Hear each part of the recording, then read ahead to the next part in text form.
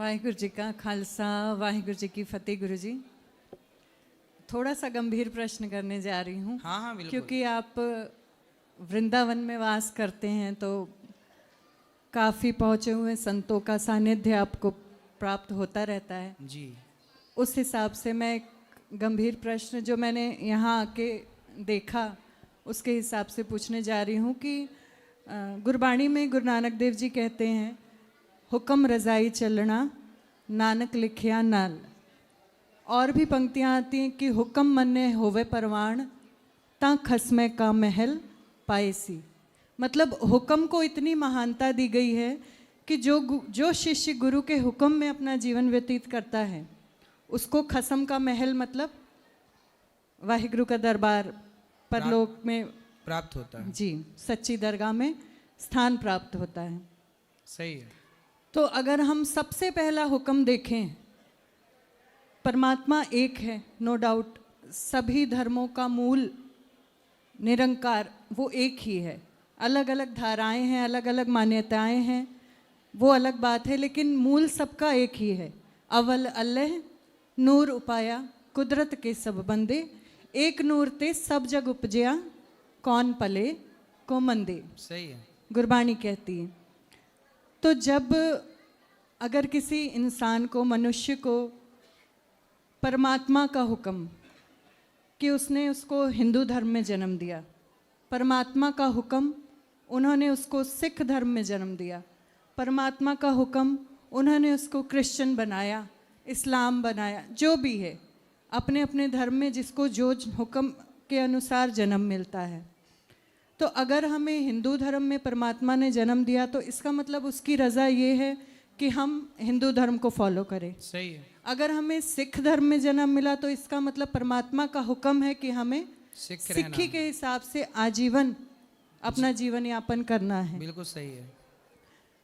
तो जो अगर इसके बीच का जन्म लेने के बाद का जो सफ़र होता है उसमें अगर किसी का झुकाव, किसी का रुझान किसी दूसरे धर्म की तरफ ज़्यादा हो जाए और अपने धर्म से हट के वो उस धर्म को अपनाने लगे, उस धर्म के मुताबिक अपना जीवन यापन करने लगे, भले ही वो धार्मिक है, भले ही वो निष्ठा से दूसरे धर्म में नाम जप कर रहा है, पूजा पाठ, अच्छे कर्म सब कुछ कर रहा है, एक और लेवल तक जाके कहीं ना कहीं उस धर्म का प्रतिनिधि या संत या महापुरुष भी बन जाता है, तो क्या ये सही है?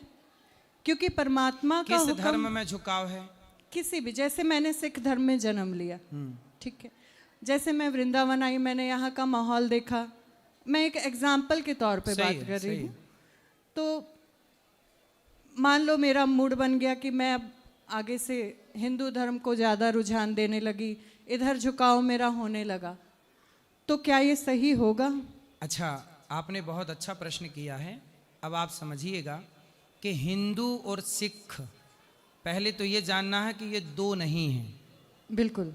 हिंदू और सिख ये दो, हम लोग कभी भी सिख को अलग नहीं मानते। जो हिंदू है वही सिख है और जो सिख है वही हिंदू है, दोनों एक है। बिल्कुल। अब ये मैं क्यों कह रहा हूँ, आपने गुरुवाणी की बात की जी। गुरु गोविंद साहब जी का इतिहास पढ़ा है आपने? जी। गुरु गोविंद साहब जी, गुरु गोविंद जी मूल में क्या है? गोविंद राय जी हिंदू है ना? सिख क्या है?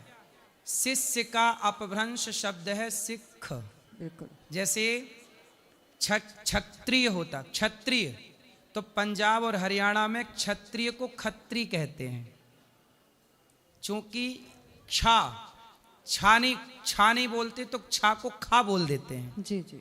उसी तरह शिष्य, गुरु गोविंद सिंह जी के जितने शिष्य थे वो शिष्य से सिख हो गए। वो सिख नहीं शिष्य हैं। क्या है? शिष्य। पर चूंकि शब्दों का बदलाव होने से वो क्या हो गए? सिख हो गए। जो गुरुवाणी लिखी है उसमें कई जगह राम नाम लिखा है उन्होंने जी। कई जगह कृष्ण नाम लिखा है जी। कई जगह विष्णु नाम लिखा है, मैंने भी पढ़ी है जी। कई जगह नारायण नाम लिखा है जी। और स्वयं गुरु गोविंद सिंह जी अयोध्या जाकर के चिंतन कर रहे हैं राम का। इतिहास प्रमाण मिले हैं इस बात के। जी, यहाँ मैं एक विनती करना चाहूँगी कि गुरु ग्रंथ साहिब जी में जो महापुरुषों द्वारा व्याख्या की गई उसके अकॉर्डिंग, अपनी तो तुच्छ बुद्धि है, अपना कुछ भी नहीं, जी हमारे गुरु ग्रंथ साहिब जी में जो राम शब्द आता है उसमें राजा राम जी के लिए अलग वर्णन है, और जो नॉर्मली राम शब्द आता है वो रमे हुए, कण कण में रमे हुए राम को रमन्ते प्रतीक। योगिनाम यस्य सह राम। राम शब्द की व्युत्पत्ति क्या है, व्याख्या क्या है? जी। राम शब्द की व्याख्या ही है जो रमण करें, सब में जो रमण करें उन्हें राम कहते हैं। ये राम शब्द का अर्थ ही जी, है। कण कण में रमे हुए राम को, परमात्मा को राम कहा गया। हाँ, राजा राम एक अलग विषय है। मर्यादा पुरुषोत्तम राजा राम के लिए बकायदा राजा राम नाम से शब्द आए हैं। ऐसा है कि समझ समझ का फेर हो गया। जैसे हमारे सनातन में कुछ लोगों ने गलतफहमी फैला दी कि एक राम दशरथ का बेटा, एक राम घट घट में लेटा, एक राम का सकल पसारा, एक राम का सब जग सारा। हमारे यहाँ बोल दिए कि दशरथ जी के राम अलग हैं, शिव जी जिनका ध्यान करते हैं वो राम अलग हैं, रावण ने जिन सीता को चुराया वो राम अलग हैं, घट घट में लेटे हुए राम अलग हैं। अलग तो कुछ भी नहीं है, तो सब एक ही। अज्ञानवश क्या है कि राम वही है, अज्ञान। अब जैसे हमारे यहाँ 3 राम हुए हैं। एक राम दशरथ नंदन राम जो मर्यादा पुरुषोत्तम भगवान, एक दूसरे राम है बलराम जो भगवान कृष्ण के बड़े भैया हैं, और तीसरे राम है परशुराम। तो 3 राम। अब कुछ लोग कहते 3 राम में तुम किस राम के उपासक हो? तो हमारे यहाँ स्पष्ट कहा है हम उन राम के उपासक हैं जो सीतापति हैं, जो सीता पति। पर मेरा प्रश्न जो था महाराज जी वो ये था कि परमात्मा के हुक्म से अगर हमें किसी धर्म में जन्म मिलता है तो फिर हमें धर्म परिवर्तन करना। पर आप परिवर्तन थोड़ी कर रहे हैं, आप सनातनी ही हैं। सिख कोई हमसे और हम सिख से अलग थोड़ी हैं।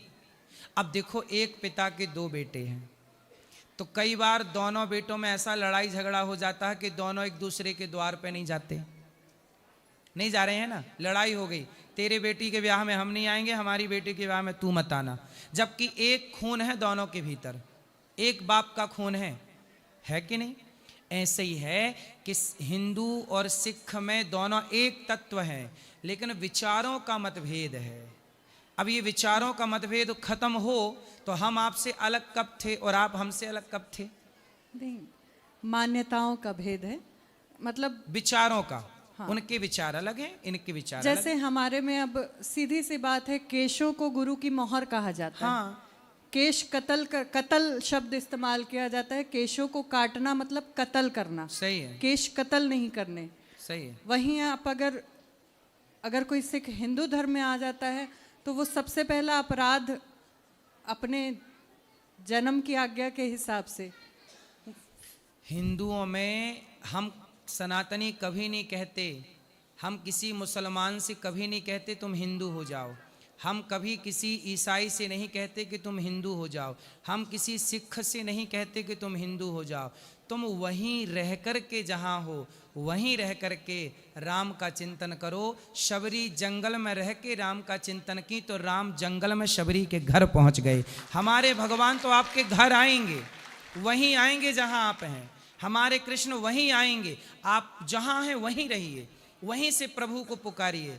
हमारे प्रभु ये नहीं कहते कि तुम, हमारे भगवान के लिए तो सब एक है। बंटवारा तो यहाँ हमने कर लिया। बिल्कुल, मैं यही कहना चाहती हूँ। आकाश से जब पानी गिरा, पानी की जब बारिश की बूंदें गिरी तो बारिश का पानी जब गंगा पे गिरा तो वही बूंद गंगा हो गई, यमुना में गिरा तो वही बूंद यमुना हो गई, जब नाले पे गिरा तो वही बूंद नाला हो गई। वो संगति जैसी मिलती गई, वो पानी की बूंद वैसी बनती गई। पानी की बूंद तो एक थी ऊपर, उसी तरह ईश्वर के घर से सब इंसानियत पैदा होती है। यहाँ धरती पे आके बंटवारा हो जाता है कि तुम ये हो, तुम वो हो, तुम वो हो। भगवान ने क्या भेजा है? भगवान ने मुसलमान नहीं भेजा, भगवान ने यहाँ पर ईसाई नहीं भेजे, भगवान ने सिख नहीं, भगवान ने हिंदू नहीं भेजा, भगवान ने इंसान बनाए हैं, मानवता बनाई है। इसलिए तुलसीदास जी लिखते हैं, बड़े भाग्य मानुष तन पावा। बड़े भाग्य मतलब बड़े भाग्य से ये मानव का शरीर प्राप्त होता है। दुर्लभो मानसो देहो देहि नाम क्षण भंगुरा। बड़े भाग्य से। अब बताइए, मानव शरीर मुसलमान के पास भी है, ईसाई के पास भी है, सिख के पास भी है, हिंदू के पास भी। तो भगवान ने मनुष्य भेजे हैं। भगवान ने मुसलमान नहीं भेजे धरती पे, ईसाई नहीं भेजे, हिंदू और सिख नहीं भेजे। भगवान ने क्या भेजे हैं? मनुष्य। मनुष्य, इंसान भेजे हैं। इसलिए जो जहां है वह वहां रहकर अपनी इंसानियत का परिचय दे। और किसी भी मजहब धर्म पंथ को पढ़ के देखिएगा, जीव मात्र की सेवा ही सर्वोपरि सेवा बताई गई है। इसलिए सिख, इसलिए आपने जो अभी वचन कहा ना कि जो जहां है हाँ वहीं रह के इंसानियत का धर्म निभाए, बस यही परमात्मा की आज्ञा। बेटा कोई भूखा ना रहे। बिल्कुल। इसलिए आज भी गुरुद्वारों में लंगर चलता है। गुरुद्वारों में लंगर चलने की आज्ञा किसकी थी? आज्ञा किसने दी? आज्ञा दी कि बेटा कोई भूखा ना रहे। इसलिए सिख पूरी दुनिया में जहां जहां हैं वो अन्न सेवा ज्यादा करते हैं, क्योंकि गुरु आज्ञा है। और अन्न दान से बड़ा कोई दान नहीं है। अब अन्न सबको देते हैं।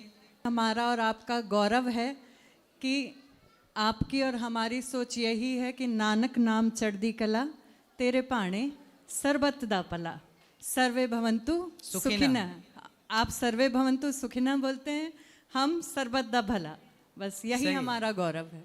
अब गुरुवाणी में जो गुरु जी ने कहा और जो गीता में भगवान ने कहा, वो दोनों बातें, भाषा अलग अलग है पर दोनों का भाव, विचारधारा पूरी एक है। इसलिए आप और हम कभी दो थे ही नहीं। आप कृष्ण की शरण में हैं, राम की शरण में हैं, नाम जप करिए और निश्चित आप सही रास्ते पे हैं। वाहिगुरु जी का खालसा।